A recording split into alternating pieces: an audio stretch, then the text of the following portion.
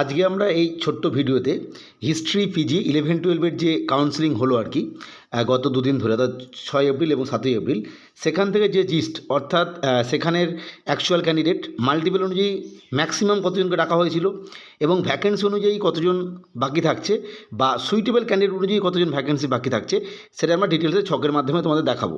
ফলে যারা history PG বা অন্য কোনো সাবজেক্টে যারা জানতে আগ্রহী তারা অবশ্যই স্কিপ না করে পুরোটি দেখুন, এবং যাদের এই বিষয়ে যথেষ্ট জ্ঞান আছে তারা অবশ্যই ভিডিওটি ইগনোর করতে পারেন। আমরা যদি হিস্ট্রি পিজির যে কাউন্সেলিংয়ের কথাটা বললাম, এই জায়গাটা একটু বুঝে নেবে, কারণ এটা নিয়ে অনেকে সমস্যা হচ্ছে হয়তো। টোটাল ভ্যাকেন্সি যেটা, সেটা যে 521, অবশ্যই বলে রাখা ভালো, এটা কিন্তু হিস্ট্রি বেঙ্গলি মিডিয়ামের কথা বলছি। বাকি মিডিয়ামগুলো মানে হিস্ট্রিরই একই দিনে কাউন্সেলিং হয়ে গেছে এবং সেটা আমাদের 6 তারিখের যে ভিডিও সেখানে আপলোড করা আছে। 6 তারিখে টোটাল অ্যাকচুয়ালি ক্যান্ডিডেটকে ডাকা হয়েছিল 1 থেকে 200 সিরিয়াল অবধি, মানে ক্যান্ডিডেট ছিল 200 জন। কিন্তু এখানে মনে রাখতে 200 জনের মধ্যে 51 জন মাল্টিপল ক্যাটাগরিতে নাম ছিল, অর্থাৎ 51 জনের নাম দুবার ছিল। ফলে তোমরা বুঝতেই পারছো টোটাল ক্যান্ডিডেট যদি আমরা দেখি তাহলে সেখানে হবে 251 জন, অর্থাৎ 251 জনকে টোটাল ক্যান্ডিডেট ডাকা হয়েছিল, কিন্তু অ্যাকচুয়ালি গুনলে ক্যান্ডিডেট হবে 200 জন, অর্থাৎ 51 জনের মাল্টিপল ক্যাটাগরিতে ছিল। সেখানে স্কুল ব্লক করেছে 199 জন, অর্থাৎ ভ্যাকেন্ট থাকছে 52টা 6 তারিখের জন্য। অবশ্যই তোমরা বুঝতে পারছো এখানে 51টা হচ্ছে মাল্টিপল ক্যাটাগরির জন্য এবং একটা অ্যাবসেন্টের জন্য। নেক্সট 7 তারিখে যে কাউন্সেলিং হলো সেখানে টোটাল ডাকা হয়েছিল 201 থেকে 431 সিরিয়াল অবধি, অর্থাৎ 231 জনকে ডাকা হয়েছিল অ্যাকচুয়াল ক্যান্ডিডেট। কিন্তু এখানেও 34 জন নয়, 34 জন মাল্টিপল ক্যাটাগরিতে নাম ছিল। প্রায় টোটাল যদি আমরা সংখ্যাটা গুনি সেখানে দেখবো 265 জন দাঁড়াচ্ছে। তাহলে সেই 34 জন নিশ্চয়ই একটা করে স্কুল যদি চয়েস করে তাহলে একটা স্কুল ফাঁকা হবেই।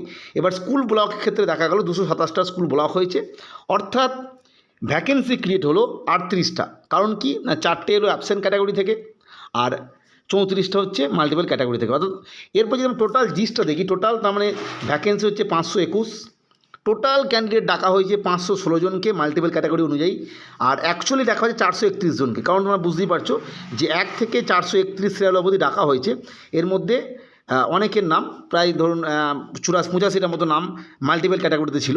যাই হোক, তাহলে এবং স্কুল ব্লক হলো 426 টোটাল।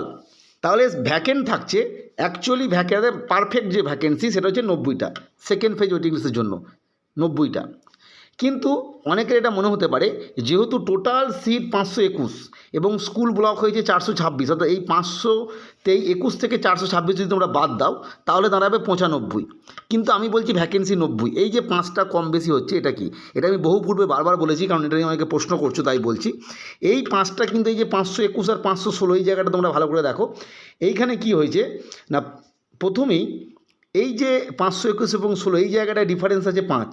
তার মানে হচ্ছে ভ্যাকেন্সি 521 থাকলেও 516 জনকে ডাকা হয়েছে, অর্থাৎ 5 জন সুইটেবল ক্যান্ডিডেট কোনো নির্দিষ্ট ক্যাটাগরি নির্দিষ্ট জেন্ডারের হয়তো নেই, সেই জন্যই ডাকেনি, থাকলে নিশ্চয়ই ডাকতো।